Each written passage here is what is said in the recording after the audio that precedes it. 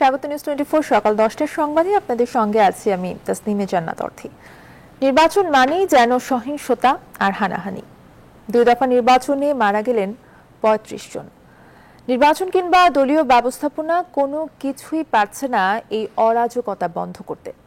এমন পরিস্থিতির জন্য নির্বাচন কমিশনকে দায়ী করছে বিরোধী দলগুলো।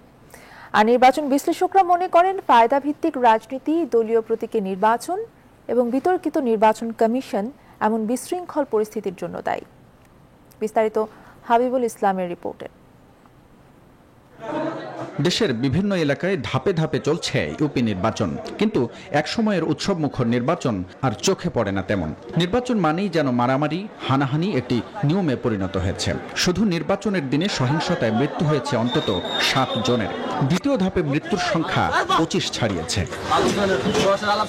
এতে একদিকে যেমন বিতর্কিত হচ্ছে নির্বাচন ব্যবস্থা, তেমন ভোটের প্রতি আস্থা হারাচ্ছে মানুষ। এমন পরিস্থিতির জন্য নির্বাচন কমিশনের পক্ষপাত দুষ্ট আচরণকে দায়ী করছেন বিএনপি নেতারা।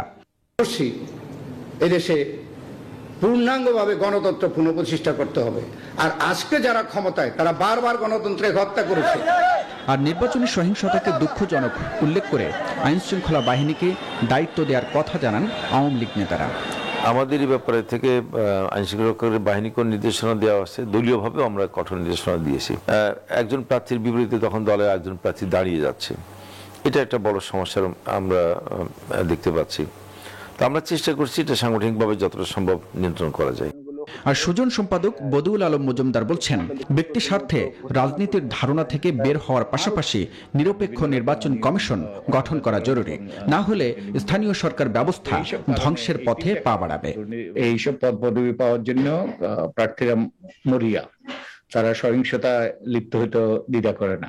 দলভিত্তিক মনোনয়নের ফলে যারাই দলীয় মনোনয়ন পাচ্ছে, বিশেষত ক্ষমতাসীন দলের, তারা প্রায় নির্বাচিত হয়ে গিয়েছে বলতে নিশ্চিত করে প্রায় বলা যায়। যেখানে পরিস্থিতি বেসামাল, যদি নির্বাচন স্থগিত করত কিংবা নির্বাচন হয়ে গেলেও তদন্ত সাপেক্ষে নির্বাচন বাতিল করত, তাহলে এগুলো নিয়ন্ত্রণে আনা সম্ভব ছিল। এমন সহিংস পরিস্থিতি জেনেও আগামী নির্বাচনগুলোতে মানুষ কতটা নির্বাচনমুখী হবে সেটাই দেখার অপেক্ষা বলে মনে করেন তারা। হাবিবুল ইসলাম হাবিব, নিউজ 24, ঢাকা। নিজেদের সীমিত সামর্থ্য দিয়ে বিশ্ব সম্প্রদায়ের আর্থসামাজিক উন্নয়ন এবং প্রযুক্তিগত অগ্রগতিতে অবদান রাখতে নিজের ইচ্ছার কথা জানিয়েছেন প্রধানমন্ত্রী শেখ হাসিনা। বৃহস্পতিবার প্যারিসে ইউনেস্কো সদর দপ্তরে সৃজনশীল অর্থনীতিতে ইউনেস্কো বাংলাদেশ বঙ্গবন্ধু শেখ মুজিবুর রহমান আন্তর্জাতিক পুরস্কার প্রদান অনুষ্ঠানে এ কথা বলেন তিনি। বঙ্গবন্ধুর নামে এই পুরস্কারটি সৃজনশীল অর্থনীতি বিকাশে অবদান রাখবে আশা প্রকাশ করেন প্রধানমন্ত্রী শেখ হাসিনা। তৌফিক মাহমুদ মুন্নার রিপোর্ট। প্রথমবারের মতো সৃজনশীল অর্থনীতির জন্য ইউনেস্কো বঙ্গবন্ধু শেখ মুজিবুর রহমান আন্তর্জাতিক পুরস্কার দিল ইউনেস্কো। বৃহস্পতিবার প্যারিসে ইউনেস্কো সদর দপ্তরে এই অনুষ্ঠানের আয়োজন করা হয়। প্রধান অতিথি হিসেবে অনুষ্ঠানে উপস্থিত ছিলেন প্রধানমন্ত্রী শেখ হাসিনা। পুরস্কারের জন্য মনোনীত 69টি প্রতিষ্ঠানের মধ্য থেকে উগান্ডার মোটিভ ক্রিয়েশনস লিমিটেডকে বাছাই করা হয়। প্রধান অতিথির বক্তব্যে প্রধানমন্ত্রী শেখ হাসিনা বলেন, বিশ্ব সম্প্রদায়ের জন্য অবদান রাখতে চায় Bangladesh. We also wish to contribute to the socio-economic development and technological advancement for the betterment of the global community despite our limited capacity. We believe that the investment on creative economy will result in realization of the collective aim of furthering socio-economic development and technological advancement. দেশ ও জাতি গঠনে জাতির পিতা বঙ্গবন্ধু শেখ মুজিবুর রহমানের কর্মযোগ্য তুলে ধরেন প্রধানমন্ত্রী Sheikh Hasina. After the independence of 1971, Bangabandhu Sheikh Mujib made the primary education compulsory for all and free. Bangabandhu believed that expenditure on education was the best investment and declared free schooling for girls up to grade 8. প্রধানমন্ত্রী টানা 3 মেয়াদে শিক্ষায় অবদানের জন্য সরকারের নেওয়া বিভিন্ন পদক্ষেপ তুলে ধরেন। The number of pre-primary and primary schools in the country is now 133,000. Of those, 65,566 are government-run schools. Since 2010, free books, now numbering about 400 million copies, are being distributed among students up to secondary level. পুরস্কার পাওয়া উগান্ডার motive creations limited ইউনেস্কোর স্বীকৃতি সম্মানের পাশাপাশি $50,000 পুরস্কার পাবে। তৌফিক মাহমুদ মুন্না, নিউজ 24, ঢাকা। আইসিটিতে বাংলাদেশের যে অভাবনীয় উন্নতি, তাতে দ্রুতই আইটি পণ্য রপ্তানিতে শীর্ষ দেশগুলোর কাতারে বাংলাদেশ উঠে আসবে এমন আশা প্রকাশ করেছেন প্রধানমন্ত্রীর তথ্য ও প্রযুক্তি বিষয়ক উপদেষ্টা সজীব ওয়াজেদ জয়। বৃহস্পতিবার সন্ধ্যায় world congress on information technology BIWTICTর 25তম আসরে কিনোট স্পিকার হিসেবে ভার্চুয়ালি বক্তব্য প্রদানকালে এই কথা বলেন তিনি। এ সময় বাংলাদেশ স্বাধীনতার সুবর্ণ জয়ন্তীতেই মধ্যমায়ের দেশে উন্নীত হয়েছে জানিয়ে এই গতি অব্যাহত থাকলে 2041 সালের মধ্যে উন্নত রাষ্ট্র পরিণত হবে বলে আশার কথা শোনান তিনি। বক্তব্যে তথ্য প্রযুক্তি খাতে বিগত 13.5 বছরে বাংলাদেশের অগ্রযাত্রার বিভিন্ন দিক তুলে ধরেন সজীব ওয়াজেদ জয়। বিশ্বের অন্যতম বৃহৎ ও গুরুত্বপূর্ণ এই আয়োজনে মিনিস্ট্রিয়াল কনফারেন্সে 85টি দেশের মন্ত্রী ও প্রতিনিধিরা ভার্চুয়ালি যোগ দেন। বাংলাদেশের দক্ষ জনশক্তি আইসিটি বান্ধব সরকার থাকায় আরও বেশি বিনিয়োগ করতে বিশ্ববাসীর প্রতি আহ্বান জানান Sajeeb Wazed Joy. The IT industry in Bangladesh has really exploded in servicing the domestic market. Our domestic use and domestic consumption has skyrocketed. We have the 8th largest population in the world. And with the developing economy, with us being a middle-income country, we now have one of the largest middle classes in the world. And so these startups really skyrocketed, especially during COVID. কিছুতেই নিয়ন্ত্রণে আসছে না নিত্যপণ্যের বাজার। মৌসুমের শুরুতেই সব ধরনের সবজির দাম আকাশচুম্বী। কেবল নিম্নবিত্ত নয়, এখন চাপ বাড়ছে মধ্যবিত্তদেরও। কেনই নিয়ন্ত্রণে আসছে না নিত্যপণ্যের দাম, এই বিষয়ে জানাতে আমাদের সাথে রাজধানী এবং রাজধানীর বাইরে থেকে যুক্ত হচ্ছেন আমাদের সহকর্মীরা। শুরুতেই রাজধানীর মিরপুর বাজারে চলে যেতে চাই, সেখানে আছেন সহকর্মী তালুকদার বিপ্লব। এই নিত্যপণ্যের যে ঊর্ধ্বগতি, তা নিয়ে আসলে ক্রেতা বিক্রেতারা কি বলছেন?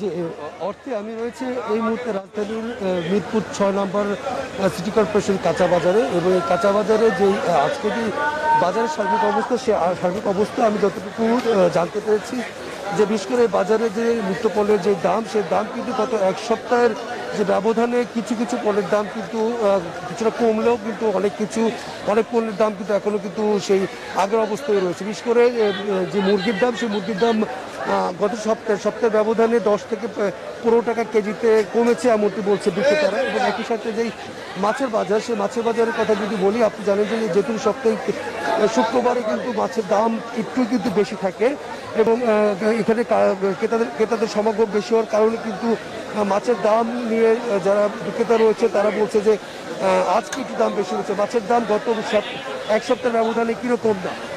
এক সপ্তাহের ব্যবধানে 20-30 টাকা বেড়ে গেছে মাছের দাম।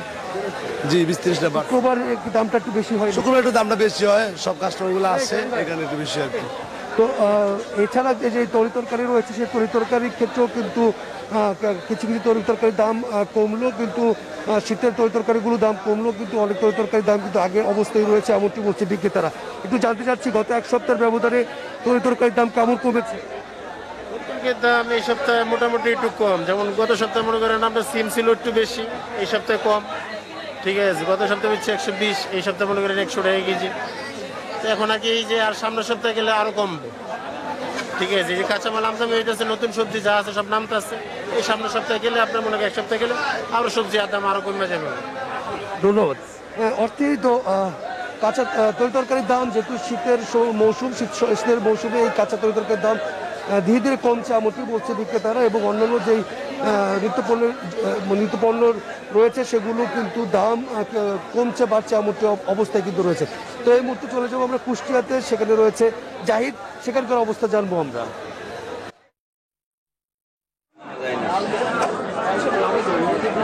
ধন্যবাদ বিপ্লব। কুষ্টিয়ার অবস্থা কিন্তু ঠিক ওই রকম নয় যে দাম কমেছে।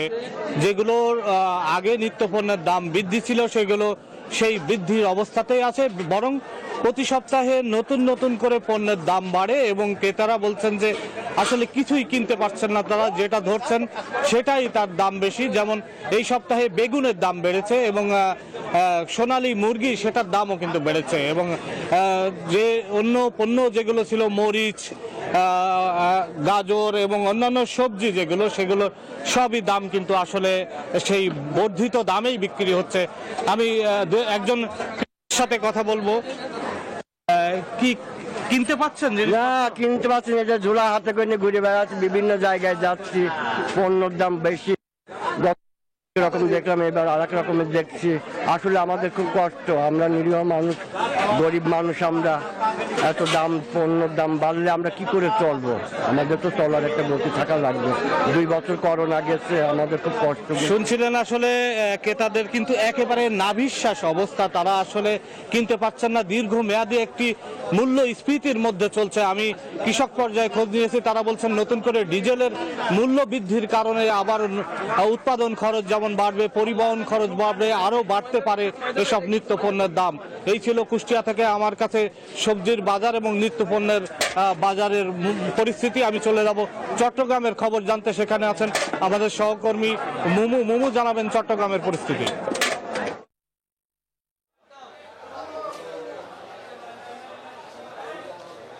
ধন্যবাদ জাহিদ, আপনি যেভাবে বলছিলেন একই চিত্র বিরাজ করছে বন্দরনগরী চট্টগ্রামে। আমিও আছি এখন চট্টগ্রামের একটি সবজির বাজারে। আপনি নিশ্চয়ই ক্যামেরা চোখে দেখতে পাচ্ছেন বিভিন্ন সবজির পসরা সাজিয়েছে এখানে দোকানিরা, এবং যেহেতু আজকে শুক্রবার সেজন্য অনেকেই কিন্তু বাজার করতে আসছেন। তবে বাজারের দাম শুনে অনেকে কিন্তু কপালে চোখ। কোনো সবজি 80 থেকে 120 টাকার নিচে মিলছে না। সব শীতের সবজি দাম গত 1-2 মাস ধরে বৃদ্ধি রয়েছে, দফায় দফায় কয়েক দফা বেড়েছে এইসব সবজির দাম। বিভিন্ন অজুহাতে তারা এই দাম বৃদ্ধি করেছে। একজন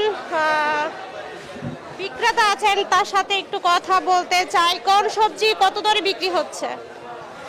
পেঁপে 30 টাকা, শিম 120 টাকা, তারপরে ফুলকপি কালকে 80 টাকা ছিল, আজকে আবার দাম বাড়তি, আজকে 90 টাকা। এই বাঁধাকপি 50 টাকা, এই যে টমেটো 130 টাকা, আর তারপরে বেগুন এটা চিটাগাং সবজি, এটা 80 টাকা, আর লাউ 40 টাকা। আচ্ছা, সবজি তো পর্যাপ্ত রয়েছে আমরা দেখতে পাচ্ছি, তবুও কেন দাম বাড়তি? তবুও দাম বাড়তি, পরিবহন খরচ বাড়তি। এখন আগে সবজি আনতে গেলে গাড়ি ভাড়া ছিল 1 থেকে 1,500 টাকা, এখন তার ডাবল হয়ে গেছে, এই জন্য। ধন্যবাদ আপনাকে। শুনছিলেন তিনি বলছিলেন পরিবহন বিভিন্ন অজুহাতে কিন্তু তারা এই সবজির দাম বৃদ্ধি করে রেখেছে। তো চট্টগ্রাম থেকে এই ছিল আমার কাছে সর্বশেষ তথ্য। আমার সাথে যুক্ত আছেন যশোর থেকে আমাদের সহকর্মী রিপন হোসেন। আমরা সরাসরি চলে যাব সেখানে, তিনি আমাদেরকে সেখানকার সবজির বাজারের খবর জানাবেন। রিপন।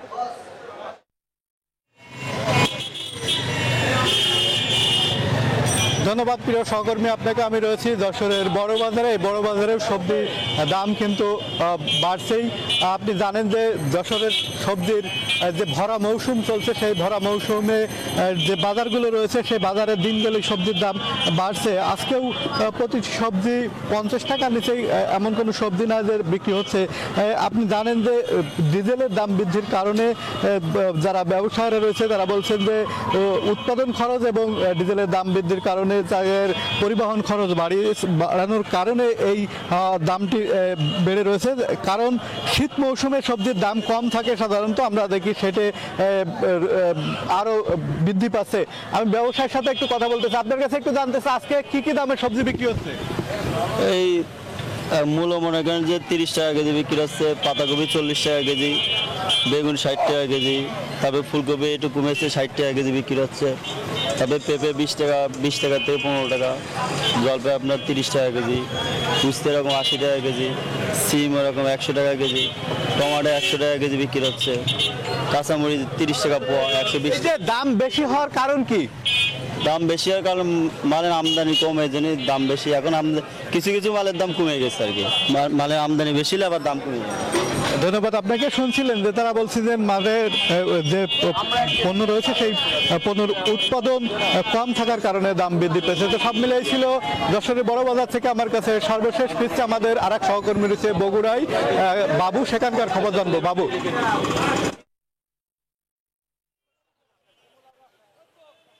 রিপন, আপনাকে ধন্যবাদ। বগুড়ার সবজি এখন হাটে বাজারে উঠেছে। শীতকালীন সবজিতে ভরপুর বগুড়ার সমস্ত হাট বাজার। আমরা রয়েছি উত্তরের সর্ববৃহৎ সবজির পাইকারি হাট মহাস্থান হাট, যেখান থেকে প্রতিদিন অর্ধশত ট্রাকে করে দেশের বিভিন্ন স্থানে যাচ্ছে বগুড়ার উৎপাদিত সবজি। আজকে এই সকালবেলা বগুড়ায় ফুলকপি বিক্রি হচ্ছে 30 থেকে 37 টাকা প্রতি কেজি, বাঁধাকপি 15 থেকে 25 টাকা, এখানে সিম রয়েছে 80 টাকা কেজি, লাউ প্রতি পিস 20 থেকে 38 টাকা, মূলা 20 থেকে 15 টাকা, বরবটি এসেছে প্রতি কেজি 20 টাকা, করলা রয়েছে 50-55 টাকা, ঝিঙ্গে 26 টাকা। সারা বছরে বগুড়ায় প্রায় 40 প্রকার সবজি উৎপাদন করে এখানকার চাষিরা। এখানকার স্থানীয় চাহিদা মিটিয়ে সারা দেশে যায় বগুড়ার সবজি। তবে এই সবজি হাত বদলেই দাম বেড়ে যাচ্ছে। এখান থেকে 10 কিলোমিটার দূরে বগুড়া শহরের ফতেয়ালি বাজার এবং রাজাবাজারে প্রতি কেজি সবজির দাম বেড়ে যাচ্ছে 10 থেকে 15 টাকা। সেই সবজি আবার যখন ঢাকা, রাজশাহী, চট্টগ্রাম, খুলনা, নোয়াখালী সহ দেশের বিভিন্ন জেলায় যাচ্ছে, সেখানে গিয়ে আরও দাম বাড়ছে। স্থানীয় ব্যবসায়ীরা জানাচ্ছে যে পরিবহন খরচ, খাজনা, শ্রমিক খরচ, বিভিন্ন খরচের কারণে এই দাম বেড়ে যাচ্ছে। পাশাপাশি 1 মণ সবজি ক্রয়ের পর সেই সবজিতে কিছুটা নষ্ট হয়ে যায়, ঘাটতি পূরণের জন্য দাম বেড়ে যাচ্ছে। তো সবজির বাজারের ব্যাপক সমারোহ থাকার পরেও কিন্তু সবজির দাম বেড়ে যাচ্ছে। স্থানীয়রা এই বিষয়ে কিন্তু মিশ্র প্রতিক্রিয়া জানাচ্ছে। বগুড়ায় শীত মৌসুমে প্রায় 12,540 হেক্টর জমিতে 3.25 লাখ মেট্রিক টন সবজি উৎপন্ন হয়। যে সবজি যাচ্ছে বগুড়ার চাহিদা পূরণ করে দেশের বিভিন্ন স্থানে। এই ছিল বগুড়া সবজি বাজার নিয়ে। আমরা ফিরে যাব টাঙ্গাইলে আমাদের সহকর্মী আতিক রহমানের কাছে।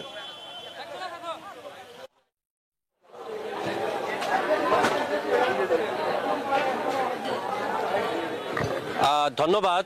বগুড়ার চেয়ে কিন্তু টাঙ্গাইলের সবজির দাম কিন্তু অনেকটাই বৃদ্ধি পেয়েছে এবং এইখানে কিন্তু যে তার সবজির যে বাজার, অর্থাৎ নতুন নতুন অনেক সবজি আমরা কাঁচামাল কিন্তু লক্ষ্য করেছি।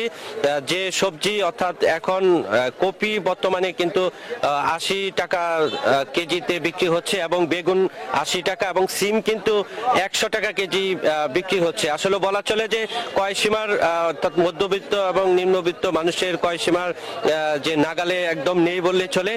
তারা আসলে এই গত 1 সপ্তাহে এই বাজার, এই দ্রব্যমূল্য এবং যে সবজি, সেই সবজিগুলো কিন্তু দাম অনেকটাই বৃদ্ধি পেয়েছে, যার কারণে আসলে অনেকটাই টাঙ্গাইলের যে অর্থাৎ মানুষের আয়ের যে কর্মক্ষমতা সেটি কিন্তু অনেকটাই তাদের কষ্ট সহ্য করতে হচ্ছে। এবং এই মুহূর্তে আসলে টাঙ্গাইলের বর্তমান যে উৎপাদন এবং যে সবজি, যে কাঁচামাল অর্থাৎ পরিবহন খরচ বৃদ্ধি সবকিছু মিলিয়েই কিন্তু এই সবজির বাজার বৃদ্ধি পেয়েছে। তো এই ছিল আমার কাছে সর্বশেষ টাঙ্গাইল থেকে। ধন্যবাদ আতিক। সেই সাথে সবাইকে ধন্যবাদ জানাতে চাই। নিত্যপণ্যের যে দামের ব্যাপারে, সেই ব্যাপারে জানাতে আমাদের সাথে যুক্ত হয়েছিলেন রাজধানী থেকে, রাজধানীর বাইরের থেকে আমাদের সহকর্মীরা। আওয়ামী যুবলীগের প্রতিষ্ঠা বার্ষিকী উপলক্ষে রাজধানীর সোহরাওয়ার্দী উদ্যানে র্যালির আয়োজন করা হয়েছে দলটির পক্ষ থেকে। এই বিষয়ে জানাতে সোহরাওয়ার্দী উদ্যান থেকে আমাদের সাথে যুক্ত হচ্ছেন সহকর্মী অন্তরা বিশ্বাস। অন্তরা, এই আয়োজনে কি কি থাকছে?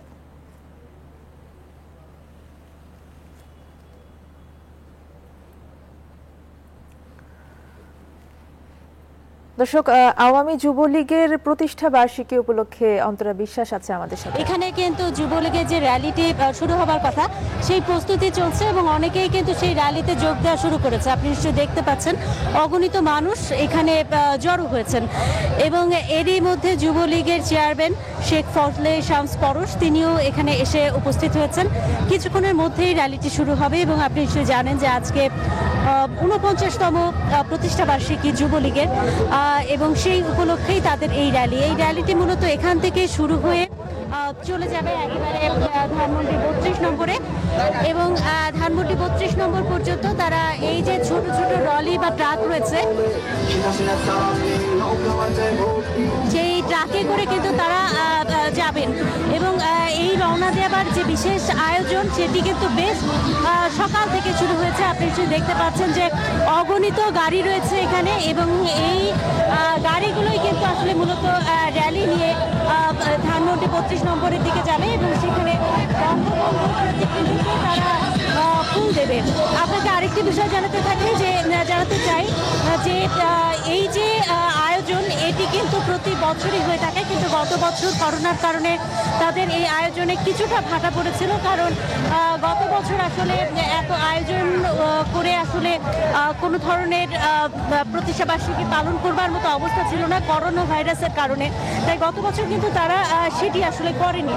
এবং আপনি নিশ্চয়ই জানেন যে বেশ কয়েক বছর ধরেই আসলে যুবলীগের যে আয়োজন সেটি আসলে চোখে পড়ার মতোই। আর আপনাকে আরেকটা বিষয় আসলে জানাতে চাই, সেটি হচ্ছে আজকের এই দিনে তাদের যে আয়োজন, এই আয়োজনে অংশ নিতে ঢাকা শহরের বিভিন্ন প্রান্ত থেকে সাধারণ মানুষ, যুবলীগের যারা আসলে কর্মী তারা এসেছেন এবং তারা কিন্তু এখানে প্রতি বছরই আসলে এরকম একটি র্যালি করে থাকেন। 1972 সালের 11 নভেম্বর দেশের প্রথম এবং সর্ববৃহৎ এই যে সংগঠন এটি আসলে প্রতিষ্ঠিত হয়। আর জাতির পিতা বঙ্গবন্ধু শেখ মুজিবুর রহমানের নির্দেশে মুক্তিযুদ্ধের অন্যতম সংগঠক প্রথিতযশা সাংবাদিক শেখ ফজলুল হক মনি এই সংগঠনটি প্রতিষ্ঠা করেন এবং বঙ্গবন্ধুর আদর্শে অসাম্প্রদায়িক গণতান্ত্রিক প্রতিনিধিত্ব বাংলাদেশ প্রতিষ্ঠার যে সংগ্রাম ছিল, সেই সংগ্রামের কিন্তু পথে আসলে যুবলীগ প্রতিষ্ঠিত হয়েছিল এবং এই সংগ্রামকে চালিত রাখার জন্যই আসলে এই যে সংগঠন এটি আসলে প্রতিষ্ঠিত হয়। এবং তারই ধারাবাহিকতায় সেই 1972 সাল থেকে এখন পর্যন্ত যুবলীগ পথ চলছে এবং আজ এই প্রতিষ্ঠা বার্ষিকীতে তাদের এই উৎসব মুখর পরিবেশের যে আয়োজন সেটি আমরা দেখতে পাচ্ছি। এই ছিল আমার কাছে এখান থেকে সর্বশেষ খবর। অর্থী। ধন্যবাদ অন্তরা আপনাকে। আমাদের সাথে সোহরাওয়ার্দী উদ্যান থেকে সহকর্মী অন্তরা বিশ্বাস যুক্ত হয়েছিলেন। মহামারী করোনার কারণে ভিড় কমাতে সারা দেশের আন্তনগর ট্রেনে এখনও স্ট্যান্ডিং টিকিট বিক্রি বন্ধ রেখেছে সরকার, কিন্তু টিকিট না নিয়েই ট্রেনে দাঁড়িয়ে যাচ্ছেন মানুষ। এদের অনেককেই জরিমানা সহ ভাড়া গুনতে হচ্ছে, নয়তো দিতে হচ্ছে রসিদবিহীন ভাড়া। এতে বিপুল রাজস্ব হারাচ্ছে সরকার, বাড়ছে লোকসানের বোঝা। হয়রানি দূর করতে স্ট্যান্ডিং টিকিট বিক্রি শুরুর দাবি জানিয়েছেন যাত্রীরা। জাহিদুজ্জামানের প্রতিবেদনে থাকছে বিস্তারিত। করোনা মহামারীতে বন্ধ রাখার পর গত 15 সেপ্টেম্বর সব আসনে যাত্রী নিয়ে ট্রেন চলাচল শুরু হয়, কিন্তু আজও বন্ধ রয়েছে স্ট্যান্ডিং টিকিট বিক্রি। যে উদ্দেশ্যে এই সিদ্ধান্ত তা কি বাস্তবায়ন হচ্ছে? ট্রেনে ঠিকই দাঁড়িয়ে যাচ্ছেন মানুষ, উঠছে হকার, আর বেশিরভাগের মুখেই থাকছে না মাস্ক। কিন্তু এই সুযোগে ট্রেনের মধ্যেই যাত্রীদের পকেট কাটছেন টিটি, পুলিশ ও খাবারের লোক। যাত্রীদের অভিযোগ, আন্তনগর ট্রেনে টিকিটই পাওয়া যায় না। বলে আপনাকে এরপরের স্টেশন অথবা আরো দূরের স্টেশনে টিকিট নিতে হবে। এমনকি দেখা গেল যে আপনার যে এরপরের স্টেশন সেখানেও টিকিট পাওয়া যায় না। টিকিটটা যদি মনে করেন যে আগের সিস্টেমে যদি দেয় তাহলে মোটামুটি আমাদের জন্য ভালো হয়। অল্প দূরত্বের জন্য টিকিট দেয় না, কিন্তু ট্রেনের ভিতরে টিটিরা তাদেরকে অনেক ভোগান্তি করে। বাস্তবে যাত্রী না কমলেও কাগজে কলমে ট্রেনের যাত্রী কমেছে টিকিট বিক্রির আয়ও। কুষ্টিয়া কোর্ট স্টেশনে করোনার আগের সময়ের চেয়ে বর্তমানে আয় অর্ধেকে নেমে এসেছে। প্রচুর যাত্রী বিনা টিকিটে এখান থেকে উঠে যায়, ভিতরে ধরেন হয়রানির শিকার হয়। আমাদের কাছে অভিযোগ আসে, এভাবেই লোকসানের বোঝা বাড়ছে রেলওয়েতে। ট্রেনের মধ্যে ভাড়া নিয়ে যে হয়রানি হচ্ছে তা বন্ধ করতে এখনই আগের মতো আবার স্ট্যান্ডিং টিকিট চালু করার দাবি জানাচ্ছেন যাত্রীরা। তা করা হলে ট্রেনের রাজস্ব আয় যেমন বাড়বে তেমনই কমবে লোকসান। জাহিদুজ্জামান, নিউজ 24, কুষ্টিয়া। পৃথিবীর তৃতীয় সর্বোচ্চ পর্বতশৃঙ্গ কাঞ্চনজঙ্ঘা। গেল কয়েকদিন ধরে আকাশ মেঘমুক্ত থাকায় পঞ্চগড়ের বিভিন্ন স্থান থেকে কাঞ্চনজঙ্ঘার দেখা মিলছে। সকালে সূর্যের লাল আভা কাঞ্চনজঙ্ঘার চূড়ায় আসার সঙ্গে সঙ্গে যেন আকাশ রক্তিম হয়ে ওঠে, আর বেলা বাড়ার সাথে সাথে ক্ষণে ক্ষণে তা রূপ বদলায়। শুভ্র সাদা বরফে আচ্ছাদিত এই পর্বতমালার সৌন্দর্য উপভোগ করার জন্য দূর দূরান্ত থেকে ছুটে আসছেন হাজারো পর্যটক। সরকার হায়দারের তথ্য ছবিতে ডেস্ক রিপোর্ট। ভারতের দার্জিলিং এর টাইগার হিলে দাঁড়িয়ে পর্যটকরা যে কাঞ্চনজঙ্ঘা উপভোগ করেন তা এখন পঞ্চগড়ের মাটিতে দাঁড়িয়ে স্পষ্ট দেখা মিলছে। ভোরে সূর্যোদয়ের সময় তেঁতুলিয়ার ডাকবাংলো সংলগ্ন মহানন্দার পাড়ে দাঁড়িয়ে উত্তর দিকে তাকালেই মনে হয় যেন কাঞ্চনজঙ্ঘার সাদা বরফ কাঁচা সোনার রং ধারণ করেছে। বেলা বাড়ার সঙ্গে সঙ্গে আবার সেই কাঁচা সোনার রং শ্বেত শুভ্র হয়ে ওঠে। বিকেলে আবার পশ্চিমে হেলে পড়া সূর্যের সোনালী আলোয় কাঞ্চনজঙ্ঘা মেতে ওঠে রং বদলের খেলায়। শুভ্র সাদা বরফে আচ্ছাদিত এই পর্বতমালার সৌন্দর্য উপভোগ করতে প্রতিদিনই দূর দূরান্ত থেকে ছুটে আসছেন পর্যটকরা। এর আগে দার্জিলিং এ গেছিলাম আমরা কাঞ্চনজঙ্ঘা দেখার জন্য, কিন্তু আমার মনে হচ্ছে যে I am very much fortunate যে আমি বাংলাদেশ থেকেই কাঞ্চনজঙ্ঘার এত সুন্দর একটা দৃশ্য দেখতে পাচ্ছি। সূর্য ওঠার আগে আমরা চলে আসছি এবং প্রকৃতির যে অদ্ভুত সুন্দর তা হচ্ছে খালি চোখে দেখেছি। যে সাদা কাঞ্চনজঙ্ঘার চূড়াটা দেখেছি, আজকে আমি সানরাইজিংটা দেখেছি। তো সানরাইজিংটা দেখার ইয়েটা হচ্ছে গিয়ে মানে অনুভূতিটা আসলে অদ্ভুত। পর্যটকদের নিরাপত্তা সহ সব ধরনের সুযোগ সুবিধা নিশ্চিতে স্থানীয় প্রশাসনের পক্ষ থেকে নেওয়া হয়েছে নানা উদ্যোগ। প্রতি বছর এই সময়ে কাঞ্চনজঙ্ঘা পর্বত যেন আমাদের যারা পর্যটক আছেন, ভ্রমণ পিপাসু আছেন, তাদেরকে উঁকি দিয়ে ডাক দেয়। কাঞ্চনজঙ্ঘা পর্বতকে দেখার জন্য ভ্রমণ পিপাসু পর্যটকগণ দেশ এবং বিদেশের বিভিন্ন প্রান্ত থেকে তেঁতুলিয়া ছুটে আসে। কাঞ্চনজঙ্ঘা ভারতের সিকিম ও নেপাল জুড়ে অবস্থিত। এটি পৃথিবীর তৃতীয় উচ্চতম পর্বতশৃঙ্গ। এর উচ্চতা ৮৫৮৬ মিটার। Desk report, news 24। জাতিসংঘ বা আফ্রিকান ইউনিয়নে কর্মরত ইথিওপিয়ার নাগরিকরা আইন ভঙ্গ করলে শাস্তি পাবে বলে ঘোষণা দিয়েছে ইথিওপিয়ার সরকার। অজ্ঞাত অভিযোগে বেশ কয়েকজন জাতিসংঘ কর্মীকে গ্রেফতারের পর এমন ঘোষণা দেয়া হলো। বৃহস্পতিবার এক সংবাদ সম্মেলনে দেশটির পররাষ্ট্র মন্ত্রণালয়ের মুখপাত্র দিনা মুফতি বলেন, জাতিসংঘের যেসব কর্মী ইথিওপিয়াতে বাস করেন তাদের দেশের আইনের প্রতি শ্রদ্ধাশীল থাকা উচিত। আইন ভঙ্গ করলে বিচার থেকে মুক্তি পাবেন না কেউ। উত্তরাঞ্চলীয় তাইগ্রে থেকে বিদ্রোহীরা রাজধানীর দিকে অগ্রসর হওয়া শুরু করলে ইথিওপিয়া ২রা নভেম্বর জাতীয় জরুরি অবস্থা ঘোষণা করে। এরপর রাজধানী আদিস আবাবাতে জাতিসংঘের ১৬ কর্মীকে গ্রেফতার করা হয়, তবে তাদের জাতিগত পরিচয় প্রকাশ করা হয়নি। পরবর্তীতে জাতিসংঘের ৭ কর্মীকে ছেড়ে দেওয়া হয়েছে। গ্রেফতারের পেছনে জাতিগত উদ্দেশ্য নেই বলে জানিয়েছে ইথিওপিয়ার পুলিশ।